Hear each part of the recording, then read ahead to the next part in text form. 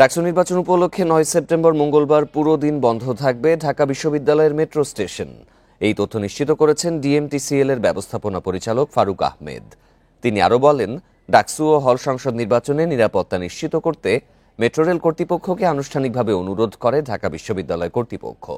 জানানো হয়, নির্বাচনী দিনে নিরাপত্তা ব্যবস্থার অংশ হিসেবে স্টেশনটি বন্ধ রাখার জন্য। এই আহ্বানে সাড়া দেয় ডিএমটিসিএল। সিদ্ধান্ত হয় সোমবার বিকেল 4টা থেকে রাত 10টা পর্যন্ত এবং মঙ্গলবার পুরো দিন সম্পূর্ণ বন্ধ থাকবে টিএসসি মেট্রো স্টেশন। পরদিন 10ই সেপ্টেম্বর বুধবার থেকে আগের নিয়মেই চলাচল করবে মেট্রো রেল।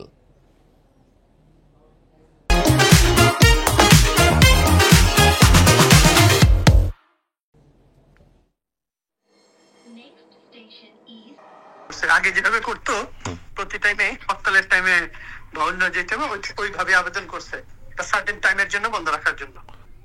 তবে ইলেকশনের দিন